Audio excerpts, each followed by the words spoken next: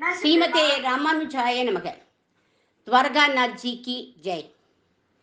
அச்சுதம் கேசவம் வாமனோ மாதவம் சங்கிணம் சக்ரிணம் சார்ங்கிணம் சுவாமினம் ஸ்ரீபதிம் பூபதிம் சாத்வதானாம் பதிம் द्वारकाधीश्वरं भावये श्रीधरं देवकी नन्दनं वासुदेवं विभुं देवदेवं हरिं देवबृन्दार्चितं सर्वलोकेश्वरं शान्तरत्नगरं द्वारकाधीश्वरं பாவையே ஸ்ரீதரம்.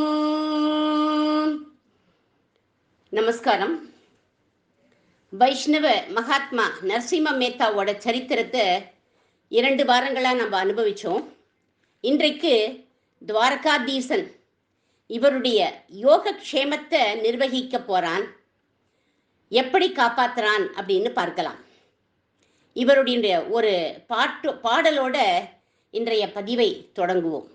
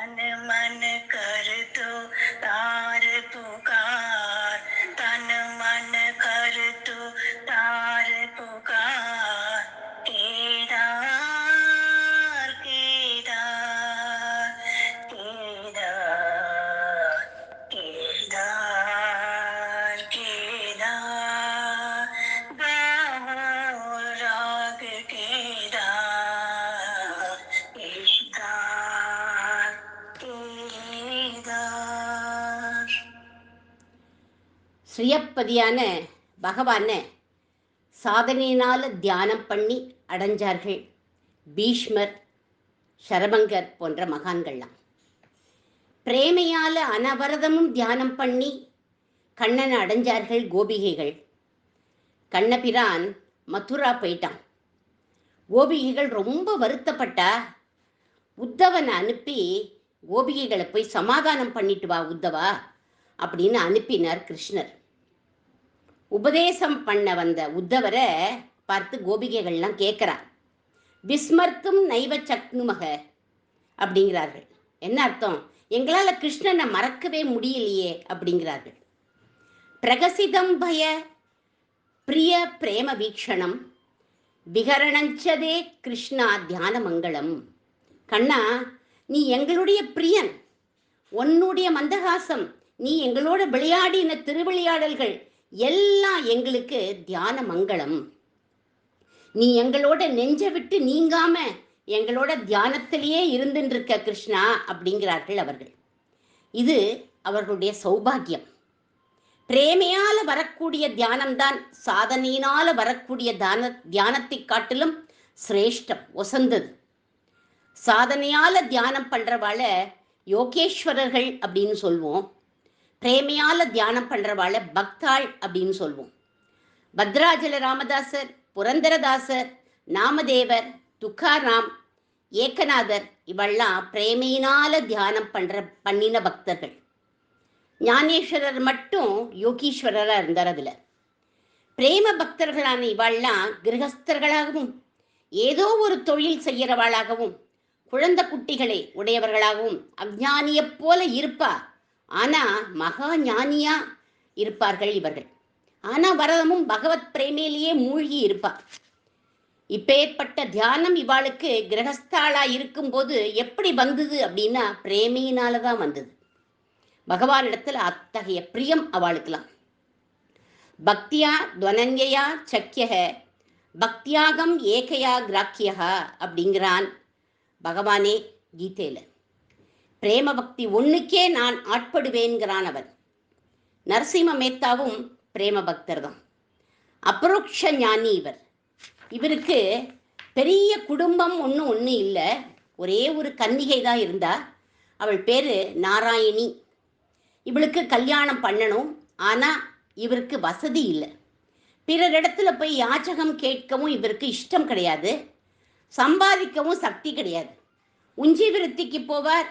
எப்பவும் கிருஷ்ண தியானத்திலேயே தான் இருப்பார் இவர். ஊர்ல இருக்கிறவாள்லாம் கேலியா பேசுறா. கல்யாண வயசுல பொண்ணை வச்சுட்டு என்னமோ பஜனை பண்ணிட்டு இருக்கானேமோ அப்படின்னு கேலியா பேசினான். இவரோட மனைவியும் அடிக்கடி இவர்கிட்ட வந்து சொல்லுவா. ஒரு தடவை ரொம்ப காரசாரமா வேற திட்டார். இவர் கவலைப்பட்டு இவருடைய இஷ்ட தெய்வம் எங்க போவர், இவர் இஷ்ட தெய்வமான வேணுகோபாலன் கிட்ட போய் அவனையே பார்த்துட்டு உட்காண்டிருக்க. ஒன்றும் சொல்லலை. அந்த சமயம் அந்த ஊர்ல இருக்கிற ஒரு லட்சாதிபதி, நல்ல வெயிலா இருக்கே, கொஞ்சம் தண்ணி கொடுங்கோளே அப்படின்னு கேட்டுட்டு இவர் வீட்டு திண்ணையில வந்து உட்காண்டார். இவருடைய பெண் நாராயணி ஓடி வந்து தீர்த்தம் கொடுத்தா. அவளை பார்த்தார். ரொம்ப பிடிச்சி போயிடுத்து அவருக்கு. இந்த குழந்தை சுலக்ஷணமா இருக்காளே, நல்ல குணவதியா தெரிகிறாளே, இந்த குழந்தைய நம்மோட பையனுக்கு கல்யாணம் பண்ணிட்டா என்ன அப்படின்னு நினைச்சுட்டார். நரசிம்ம மேத்தா கிட்டையும் கேட்டார். நரசிம்ம மேத்தா சொன்னார், சுவாமி, நீங்க லக்ஷாதிபதி, நானும் உஞ்சி விருத்தி பிராமணர், என்னோட அந்தஸ்துக்கு ஏற்ற இடமா பார்த்து நான் இவளை கொடுக்கறேன் அப்படின்னு சொல்லி மறுத்துட்டார். ஆனா அந்த பிராமணர் சொல்றார், இந்த காலத்துல நல்ல பெண்கள் கிடைக்கிறதே துர்லபம். நான் குழந்தைய சௌக்கியமா வச்சுப்பேன், நீங்க கவலைப்படாதீங்கோ. என் பேச்சை என்னோட பையனும் என்னோட மனைவியும் மீறவே மாட்டா. நான் கல்யாண ஏற்பாடெல்லாம் பண்றேன், நீங்க அந்தஸ்தை பத்தி கவலைப்படாதீங்கோ அப்படின்னார். சரி அப்படின்னு ஒத்துண்டுட்டார் நரசிம்ம மேத்தா. அந்த பிராமணரும் ஊருக்கு போய் கல்யாணத்துக்கு வேண்டிய பணம், நகை நட்டு எல்லாம் கொடுத்து எல்லா வசதிகளும் பண்ணி கொடுத்துட்டார். கல்யாண ஏற்பாடுகள் எல்லாம் அவர் தான் கவனிச்சார். ஆனா மனைவி கிட்ட உஞ்சி விருத்தி பிராமணர் இந்த பொண்ணு அப்படின்னு மட்டும் சொல்லவே இல்லை. கல்யாணம் ஆயிடுத்துனா எல்லாம் சரியா போயிடும் அப்படின்னு நினைச்சுட்டார் இவர். கல்யாணம் நடக்கிற சமயம் அன்னைக்கு காலம்புற கோடீஸ்வரருடைய மனைவி சொல்றா, இவா நம்மாத்து வீதி வழியா பஜனை பண்ணிட்டே போறவராச்சே அப்படின்னு அவளுக்கு கோபம் வந்துடுத்து. இவருடைய பொண்ணா அப்படின்னு கோபம் வந்துடுத்து. ஆனா அந்த தனவான் என்ன பண்ணிட்டார், அதுக்குள்ள கல்யாணத்தை முடிச்சுட்டார். வாழ வைக்கிறது யாரு? அந்த மாமியார் தானே வாழ வைக்கணும். நேர நரசிம்ம மேத்தாவை பார்த்து அந்த கோடீஸ்வர பெண்மணி திட்டுன்னு திட்டுறா. நான் சொல்ற சீர் சனத்தி எல்லாம் கொண்டுண்டு வந்தாதான் உம்ம பொண்ணை நான் வாழ விடுவேன் அப்படின்னு திருப்பி அனுப்பிச்சுட்டான். இப்படி ஒரு அசட்டுத்தனம் பண்ணிட்டோமேன்னு குழந்தையும் கூட்டிட்டு வருத்தப்பட்டு வர 1 வருஷமாச்சு, 2 வருஷமாச்சு, குழந்தை இவரோடையே தான் இருக்கா. இவள் வயசு தோழிகள்லாம் கல்யாணம் ஆகி தலை தீபாவளி ஆயிடுத்து, சீமந்தம் ஆயிடுத்து, வளகாப்பு ஆயிடுத்து, எல்லாரும் வரார்கள். நாராயணி, நீ இன்னுமாடி உங்க அப்பாவோடையே இருக்க, நீ வாழ போகலையா அப்படின்னு எல்லாரும் கேட்குறான். குழந்தை நாராயணி வெட்கி போய் உள்ள ஓடி வந்துடுவா. அப்பா அம்மா முன்னாடி தன்னுடைய சோகத்தை காண்பிச்சுக்க மாட்டாளாம் இந்த குழந்தை. ஒரு நாள் நரசிம்ம மேத்தாவோட மனைவி சொல்றா, நம்மளால முடிஞ்சதை வாங்கிட்டு போய் குழந்தைய விட்டுட்டு அவளை சமாதானப்படுத்திட்டு வருவோமே அப்படின்னு சொன்னா சரின்னு கிளம்பி வந்தார்கள் 3 பேரும். இவர் எப்படி வரார், ஹரிஸ்மரணம் பண்ணிட்டு பஜனை பண்ணிட்டே வரார். அந்த அம்மா இவரை பார்த்த உடனே ஒரு சீர்றா, ஓய் பாகவதரே, பஜனை பண்ணிட்டே உன் பொண்ணை கொண்டு வந்து விட்டுடலாம்னு நினைக்கிறீரா? என்ன சாமர்த்தியம், அழைச்சிட்டு போங்கோ அப்படின்னா அப்படியே 3 பேரும் வெக்கிச்சு வாசல்லையே நிற்கிறார். ஜமீன்தார் அந்த சமயம் தைரியமா பேசுறார். இதை பாரு, தாலி கட்டியாச்சு. இன்னைக்கு வெள்ளிக்கிழமை. இந்த ஆத்துல உனக்கு என்ன ரைட்டு உண்டோ அவளுக்கும் அந்த ரைட் உண்டு. குழந்தைய ஆரத்தி எடுத்து உள்ள கூப்பிடு அப்படின்னார். அதுக்கப்புறம் நம்ம எல்லாத்தையும் பேசிக்கலாம் அப்படின்னார். உடனே இதுவே அனுகூலம்னு நினைச்சுட்டார் நரசிம்ம மேத்தா. ஒரு அலாதி தைரியம் வந்துடுத்து நரசிம்ம மேத்தாக்கு. எப்படி வந்ததுன்னு தெரியல. சொல்றார், நான் என்ன ஒண்ணுமில்லாதவன்னு நினைச்சேளா? எனக்கு ஆதரவு இல்லைன்னு நினைச்சேளா? என்ன வேணும் கேளுங்கோ அப்படின்னார் தைரியமா. ஓஹோ, இவருக்கும் விஷயம் இருக்கும் போல இருக்கு அப்படின்னு நினைச்சுண்டா அந்த அம்மா. உடனே தன்னோட தம்பியை கூப்பிட்டா. டேய் இங்க வாடா. லிஸ்ட் போட சொன்னான் அந்த தம்பியை விட்டு. லிஸ்ட் போட்டா போட்டா போட்டா ஒரு சகசரநாம புஸ்தகம் அளவுக்கு லிஸ்ட் போட்டுட்டா. அதை வாங்கிட்ட. நாளை சாயங்காலத்துக்குள்ள எல்லா சாமான்களும் உனக்கு வந்து சேரும் அப்படின்னு தைரியமா சொல்லிட்டு பொண்ணை பத்திரமா பார்த்துக்கோங்க அப்படின்னு சொல்லிட்டு வந்துட்டார். என்ன இருக்கு இவர்கிட்ட? கோபாலன் இருக்கானே, அந்த லிஸ்ட்டை அப்படியே கொண்டு போய் கோபாலனுடைய சரணத்தில் வச்சார். கண்ணீரோட உட்காண்டிருக்க. ஏன் அப்படின்னா, திமிர் இல்லை, கர்வம் இல்லை, அகங்காரம் இல்லை, பிளான் போட்டுண்டு போகல, ஏமாத்தணும்னு சொல்லல. அந்த சமயம் வாக்குல வந்துடுத்து. நாளை சாயங்காலத்துக்குள்ள கொடுக்கறேன் அப்படின்னு. கொடுத்த வாக்கு காப்பாத்தணுமே. ஜிக்வாதக்கிய அசத்தியனா போலேன்னு நாக்க துண்டிச்சாலும் அசத்தியம் சொல்ல மாட்டான்னு இவரே தானே சொல்லியிருக்கார் வைஷ்ணவ ஜரத்தோ அந்த பாட்டுல. அவரே அசத்தியம் சொல்லுவாரா? சத்தியம் விதாதும் நிஜபிருத்திய பாஷிதம்னு பக்தனுடைய வார்த்தைய சத்தியம் பண்ணத்தானே நீ பிரகலாத வரதனா வந்த அவதாரம் பண்ணின. ஸ்வ நிகமம் அபகாய மத் பிரதிஜாம் ருதமதி கத்தும் அவப்புலுதோ ரதஸ்தகன்னு பீஷ்மரோட வார்த்தையை சத்தியம் பண்ணத்தானே சக்கரபாணியா நீ வந்த. பிரபு, என்னோட வார்த்தை பொய்யா போயிடுமா? நாளை சாயங்காலத்துக்குள்ள நீ எப்படி நீ கொடுக்க போற?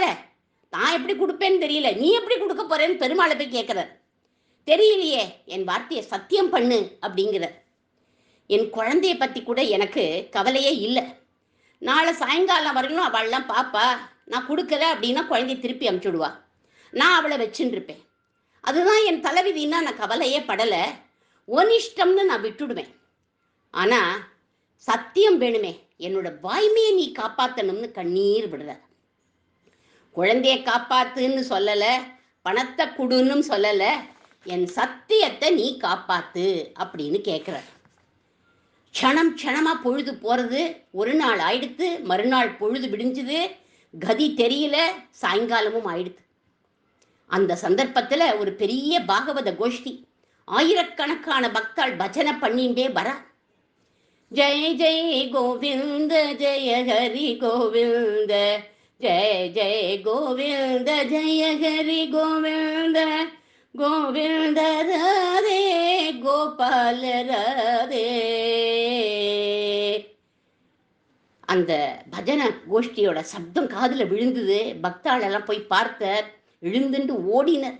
அவளெல்லாம் ஆலிங்கனம் பண்ணிட்டார், ஆடினார், பாடினார், கழிச்சார். அவ்வளவு பேர்களையும் தன்னோட கிரகத்துக்கு அழைச்சின்னு வந்துட்டார். வீட்டுல என்ன இருக்கு, இருக்கா இல்லையா இவருக்கு அதெல்லாம் ஒன்றும் தெரியாது. பாகவதாளை பார்த்தா ஆத்துக்கு கூப்பிடணும்னு ஆசை, அதுதானே பக்த லட்சணம். அதனால அழைச்சின்னு வந்துட்டார்.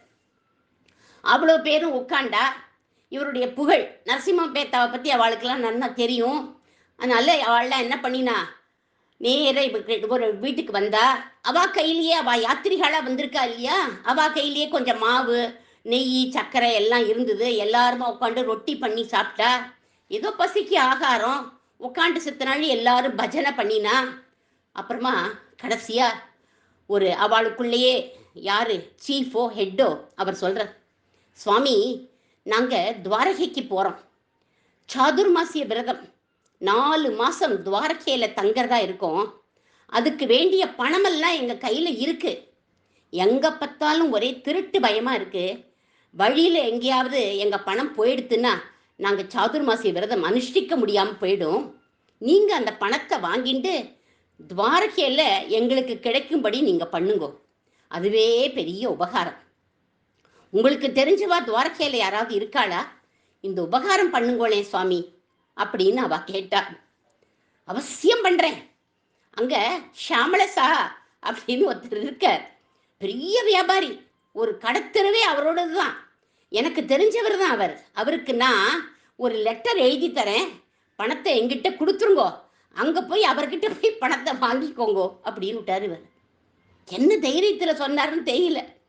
இவா கொடுத்த பணமும் சம்பந்தி அம்மாக்கு கொடுக்க வேண்டிய கணக்குப்படி இருந்தது. அப்பாடா, ஒரு வழி பிறந்துடுத்து அப்படின்னு சந்தோஷப்பட்டார். அந்த அம்மா கிட்ட கொண்டு போய் அந்த பணத்தெல்லாம் கொடுத்துட்டார். கொடுத்த சத்தியத்தை காப்பாத்தியாச்சு அப்படின்னு நினைச்சுட்டார். அந்த பாகவதாள்லாம் சமுத்திரக்கார ஓரமா நடந்து நடந்து நடந்து பல கிராமங்கள் எல்லாம் தாண்டி சந்தோஷமா துவாரகைக்கு வந்துட்டார். அங்க கோமதி நதி ஓடின்னு இருக்கு. அந்த நதியில ஸ்நானம் பண்ணினா, துவாரகாதீசனை போய் தரிசனம் பண்ணினா. அங்க இருக்கிற துவாரகாதீசனுக்கு கல்யாண கிருஷ்ணன் அப்படின்னு பேர். தரிசனம் பண்ணிட்டு அங்கேயே உட்காந்து நாம சங்கீர்த்தனம் பண்ணினா கொஞ்ச நாள் உட்காந்து. அதுக்கப்புறம் மெதுவா எல்லாரும் வெளியில வந்தா.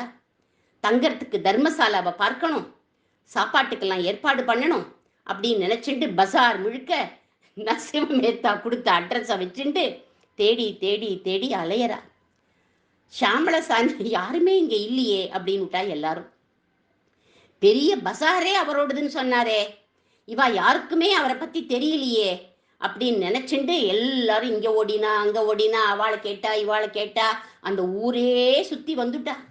எல்லாரும் களைச்சு போயிட்டா, சளைச்சு போயிட்டா.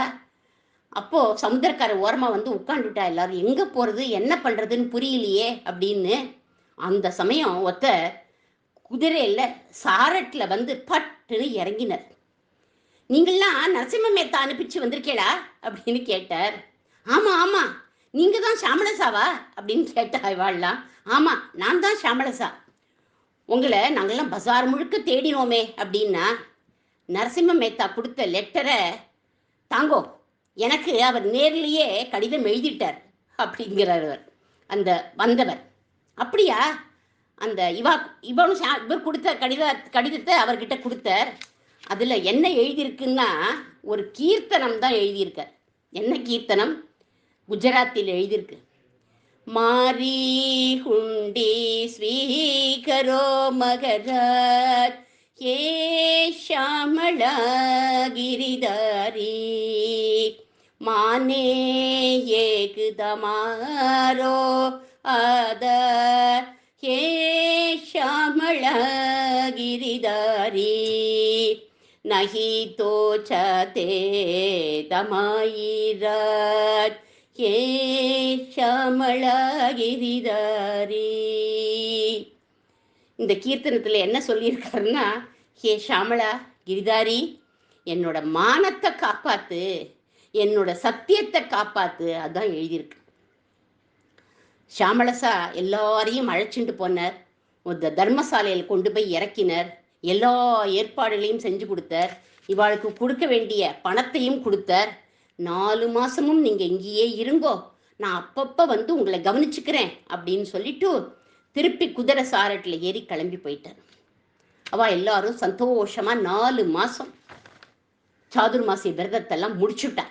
என்ன எல்லாம் கொடுத்துட்டு போயிட்டார் அவர். மறுபடியும் வரேன்னு சொன்னாரே அந்த ஷாமளசா, வரவே இல்லையே. அவர்கிட்ட நம்ம சொல்லிட்டு போகலாமே, நம்ம தான் 4 மாசம் முடிச்சுட்டோமே அப்படின்னு நினைச்சா, அவர் கையெழுத்து கூட போட்டு கொடுத்துருக்காராம். அப்படின்னு யார் சொல்றா? பாகவத மகிபதி பாகவத் அதுல இருக்குன்னு சொல்றார் அவர். அதுல இனிஷியல் கூட போட்டிருக்காராம். அவர் என்ன இனிஷியல் போட்டிருக்கார் தெரியுமா? பா ஷாமளசா. பா யாரு அப்படின்னா பகவான் ஷாமளசா அப்படின்னு எழுதி கொடுத்துட்டு போயிருக்கான். உணர்ச்சி வசப்பட்டு இங்க நரசிம்ம மேத்தா கடிதம் எழுதினாரே தவிர 4 மாசமும் இவர் சாப்பிடவே இல்லை. வீட்டில் உள்ள கிரிதர கோபாலனையே கட்டிண்டு அழறார் நரசிம்ம மேத்தா. முதல்ல சம்மந்தி அம்மா கிட்ட பொய் பேசினேன், 2வதா சாதுக்களை ஏமாத்தி பணத்தை வாங்கினேன், உன் பக்தனா இருந்து மேல மேல மேல மேல எவ்வளவு நான் தப்பு பண்ணிட்டு இருக்கேன். நான் அயோக்கியன், நான் திருடன், நான் பொய்யன். இது ஒரு சாமர்த்தியமா பிரபோ? இதை நான் தெய்வ அனுகூலம்னு நினைச்சுட்டு பண்ணிட்டேனே. அந்த சாதுக்கள் பாவம் என்ன பாடுபட்டு இருக்காளோ அங்க தெரியலையே. அவள்லாம் அன்ன ஆகாரம் இல்லாம திண்டாடினானா நான் பிராணத்தியாகம் பண்ணிடுவேன். நீ பக்தர்களோட யோகக்ஷேமத்தை நிர்வகிப்பனாச்சே, அவளுக்கு என்ன ஆச்சோ தெரியலையே அப்படின்னு இவர் அன்ன ஆகாரம் இல்லாம டெய்லி உட்காந்து அழற. இவரோட தர்மபத்தினி கெஞ்சரா, கொஞ்சம் சாப்பிடுங்கோ, கொஞ்சம் சாப்பிடுங்கோ, பகவான் கைவிட மாட்டான் அப்படிங்கிறா. என்ன துணிச்சல் பத்தியா எனக்கு, இப்படி செஞ்சுட்டேனே அப்படின்னு அழற. சாதுர்மாச விரதத்தை முடிச்சுட்டு 4 மாசம் கழிச்சு அவள்லாம் திரும்பி வரா. நரசிம்ம மேத்தாவை பார்த்து எல்லாத்தையும் சொல்லணும்னு ஜெய ஹரி கோவிந்த ஜெய ஹரி கோவிந்த அப்படின்னு பஜனை பண்ணிட்டே வர. பஜனை சத்தம் காதுல கேட்ட உடனே நரசிம்ம மேத்தா ஓடி வர. அவ காலில் விழுந்து கேவி கேவி கேவி அழற. ஒரு பிரதான பக்தர் நரசிம்ம மேத்தாவை அப்படி தூக்கி ஆலிங்கனம் பண்ணிட்டு, மகானுபாவா, நீங்க சொன்ன அந்த பெரிய மனுஷர் வந்தார், எல்லா வசதியும் எங்களுக்கு பண்ணி கொடுத்தார், அடிக்கடி வரேன் அப்படின்னு சொன்னார். நாங்க கிளம்பி வர வரையிலும் அவர் வரவே இல்லை. உங்களுக்கு ஒரு லெட்டர் கூட கொடுத்துருக்கார் அப்படின்னு சொல்லி அந்த லெட்டரை நரசிம்ம மேத்தாட்ட கொடுத்தார். அந்த லெட்டரை கையில வாங்கிட்டார். கேவி கேவி அழறார் நரசிம்ம மேத்தா. சுவாமி, ஏன் நீங்க அழறே? அவர் வந்தாரே அப்படின்றா. அவர் வந்தாரா அவர் வந்தாரா அப்படின்னு கேட்கிறார் இவர். ஆமா சுவாமி, அவர் வந்தார். சாதுக்களே, நான் சத்தியத்தை சொல்றேன், நான் உண்மையை சொல்றேன். நான் மனுஷனுக்கு லெட்டர் எழுதி கொடுக்கல, துவாரகாநாதனுக்கு தான் லெட்டர் எழுதி கொடுத்தேன். நான் ஒரு அயோக்கியன் அப்படின்னு அழறார் கேவி கேவி. அவ சொல்றா, இல்ல சுவாமி, நீங்க அயோக்கியனே இல்லை. உங்களுடைய பக்திக்கு துவாரகாநாதன் வந்து எங்களுக்கு தரிசனம் கொடுத்துருக்கான். எங்களுக்கு பகவத் சாட்சாத்காரம், பகவானை பார்க்கக்கூடிய அந்த பக்தி எங்களுக்கு கிடையாது. உங்களால தான் எங்களுக்கு தரிசனம் அப்படின்னு சொல்லி அழுதா எல்லாரும். அப்படியே கொஞ்ச நாளைக்கு இருந்துட்டு பஜனை எல்லாம் பண்ணிட்டு அவள கிளம்பி போயிட்டான். இப்படி நரசிம்ம மேத்தாவோட லௌகீக வியாபாரத்தை யோகக்ஷேமம் பகாமியகம்னு பகவான் நினைச்சான். பாகவதத்துல ஒரு ஸ்லோகம் வருது. தேவரிஷி பூதாப்த நிருணாம் பித்ருணாம் ந கிங்கரோ நயாம் நாயம் ருணீச்ச ராஜன்னு சர்வாத்மனாய சரணம் சரண்யம் கதோ முகுந்தம் பரிஹிருத்ய கர்த்தம். இந்த பாகவத ஸ்லோகத்துல என்ன சொல்றான்னா, என்னுடைய பரம பக்தனுக்கு தேவ காரியமோ பித்ரு காரியமோ இல்ல மனுஷ கடனோ எந்த கர்மமும் என்னுடைய பக்தனுக்கு கிடையாது அப்படிங்கிறான். எந்த கடன் இருந்தாலும் அந்த கடனை நான் அடைப்பேன் அப்படிங்கிறான். ஆனா அவன் அடைக்கிறான் அப்படின்னா நமக்கு அப்பேற்பட்ட பக்தி வேணுமே, அப்பதானே அவன் வந்து அடைப்பான். நரசிம்ம மேத்தாவோட பித்ரு கர்மத்தை கூட பகவான் வந்து அடைக்க போறான் அப்படிங்கிற சரித்திரத்தோட இன்றைய பதிவை நிறைவு செய்கிறேன். ஒரு மனுஷனுக்கு 2 தர்மம் உண்டு, லௌகீக தர்மம், வைதீக தர்மம். ஒரு பக்தன் 2 தர்மத்தையும் மறந்து விடுறான். வேணும்னு புத்தி பூர்வமா விடல, ஏன்னா அவன் பக்தன், மறந்து போயிடுறான். புத்தி பூர்வமா சில பேர் விட்டுருவா. அவனுக்கு பகவான் கீதையில சொல்றான், ஸ்ருதி ஸ்மிதிர் மமாக்கியா யஸ்மாத் முர்லங்கி வர்த்ததே ஆக்கியாச்சேதி மமத்ரோகி மத் பக்தோபி ந வைஷ்ணவோ அப்படிங்கிறான். என்னோட பக்தன்கிற பேர்ல எவன் தன்னுடைய கர்மாவை மீறானோ அவன் என்னுடைய துரோகி, அவன் என்னுடைய பக்தனே இல்லை அப்படிங்கிறான். புத்தி பூர்வமா விடுறவன் விஷயத்துல, தெரிஞ்சே விடுறவன் விஷயத்துல அவன் பக்தனே இல்லை. ஆனா பகவத் பிரேமையில பக்தன் சில சமயம் மறந்து போயிடுறான் இல்லையா, அந்த விஷயத்துல அவனே அதே பகவத்கீதை ஸ்லோகத்துல சொல்றான், யஸ்துவாம் ரதிரேவஸ்ய ஆத்ம திருப்தஸ்ய மாணவக ஆத்மன் ஏவச்ச சந்துஷ்டக தஸ்ய காரியம் ந வித்யதே. அவனுக்கு எந்த காரியமும் கிடையாது என்னோட தியானம் தவிர அப்படிங்கிறான். நரசிம்ம மேத்தாவினுடைய பித்ரு சிரார்த்தம் வந்துடுத்து. 2 பிராமணரை சாப்பிட சொல்லி கூப்பிட்டு இருந்தார். நெய் வாங்கணும்னு கடைக்கு வந்தார். அங்க யாத்திரிகள்லாம் பஜனை பண்ணிண்டே பிருந்தாவனம் போறா. அவளோட கைத்தாளம் போட்டுட்டே இவரும் போயிட்டார். நெய்யும் வாங்கல, ஒன்னும் வாங்கல. பிருந்தாவனம்ங்கிற சொல் இவருக்கு ஏதோ மயக்கத்தை கொடுத்துடுத்து. ஏன், பிருந்தாவனத்துல ராசலீலையை பார்த்திருக்காரே முதல்ல 5 வயசுல, அதனால அவளோட அப்படியே போயிட்டார். மயங்கி போயிட்டார். புத்தி தடுமாறு அடிச்சுடுத்து அவருக்கு. 1 மாசம் அவளுடைய இருந்தார், அவளுடைய கழிச்சார், பஜனை பண்ணிட்டு இருந்தார். அதுக்கப்புறமா அவளுடைய திரும்பி பித்த நாட்டமா திரும்பி வர. தன் ஊருக்கு வந்த உடனே எந்த இடத்துல பாகவதால பார்த்தாரோ அந்த இடம் முதற்கொண்டு பிரியமா இருக்குமா. அடாடா, இந்த இடத்துக்கு தானே நம்ம வந்தோம், இங்கேருந்து தானே போனோம், நெய் வாங்கணும்னா வந்தோம் அப்படின்னு நினைவு வந்துடுத்தோம்.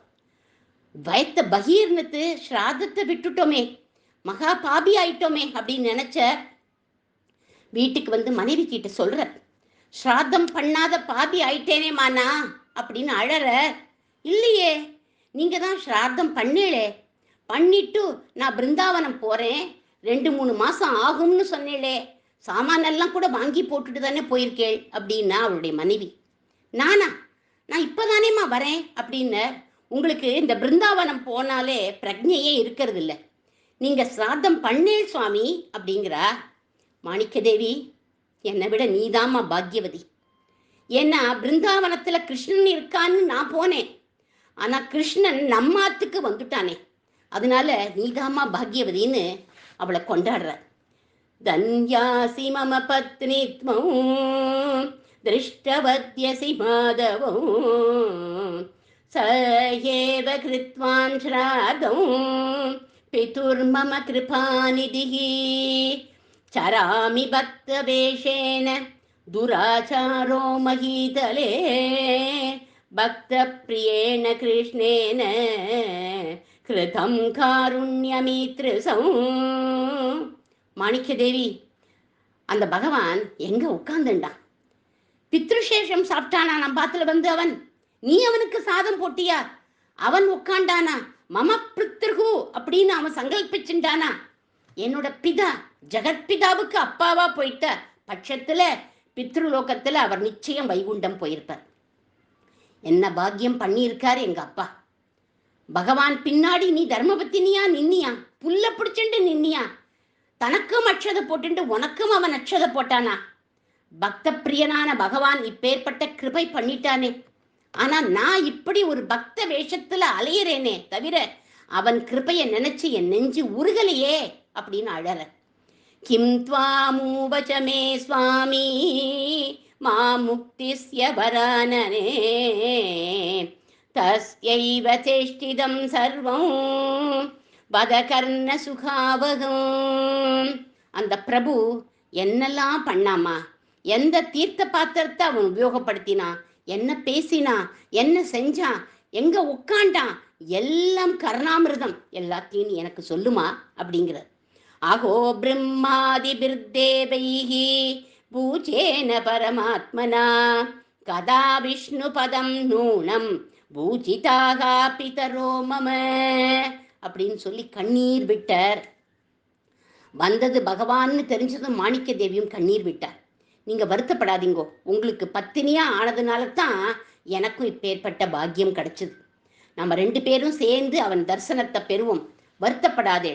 நீங்க தான் 5 வயசுலேயே கிருஷ்ணனோட ராசலீலையை பார்த்திருக்கேளே, தங்களை பகவான் வஞ்சனை பண்ணலையே அப்படின்னு அவரை சமாதானப்படுத்தினா அவருடைய தர்மபத்தினி. பரம பிரேம பக்தரான இவருடைய புகழ் இப்போ உலகம் பூரா பரவிடுத்து. ஒரு சந்தர்ப்பத்துல இவரோட பக்தியை பரீட்சை பண்ணணும்னு ஜனங்கள்லாம் நினைச்சாலாம். நீலோபா அப்படிங்கிற துக்காராமோடைய சிஷ்யர் இந்த வைபவத்தை பாடியிருக்கார்.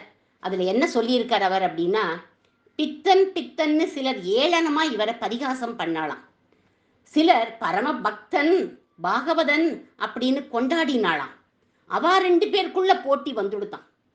நரசிம்ம மேத்தா பக்தனா இருந்தா பகவான் நிரூபிக்கட்டும் அப்படின்னு அவளுக்குள்ள போட்டி. ஒரு தடவை இவர் நாம சங்கீர்த்தனம் பண்ணிண்டே இருக்கிற போது வேணுகோபாலன் கழுத்துல போட்டுட்டு இருந்த மாலை எதிரில் உட்காண்டிருந்த இவர் கழுத்துல தானாவே வந்து விழுந்துடுத்துன்னு நீலோபா பாடுற. அதைத்தான் நான் உங்கள்கிட்ட சொன்னேன். இப்போ அதை பார்த்து இவர் பரம பாகவதர்னு எல்லாரும் தெரிஞ்சின்றாளாம். இவரோட பிரேம பக்தி, சத்திய நிஷ்டை, திட விஸ்வாசம் இதெல்லாம் இவருடைய ஆத்ம குணங்கள். இப்பேற்பட்ட ஹரிதாசரோட சரித்திரத்தை நம்ம கேட்டாதான் நமக்கும் நல்ல குணங்கள் வளரும்னு சொல்லி அந்த கிருஷ்ணனுக்கு மங்களம் பாடி அமைகிறேன். नटवरलाल गिरिधर गोपाल जय जय नंद यशोदा के लाल सार सार सबके सार राधा रसिकवर राज शरद पौर्णिमा निर्मल यमुना अद्भुत रास महोत्सव अनुभव घोर राधा और गणेश जुगल शोभ अपार ललाम स्फटिक स्फटिकमय गोपी मंडल धाम गोपी गोपी मध्ये मरगत श्याम धन्य धन्य व्रज नारी धन्य हो धन्य वृंदावन कुंज धन्य हो खग मृग तरु सब धन्य धन्य हो व्रज रज यमुना पुलिन धन्य हो सार सार सबके सार राधा रसिक वर रास विहार नटवर लाल गिरिधर गोपाल जय जय नंद यशोदा के बाल जय जय नंद यशोदा के बाल।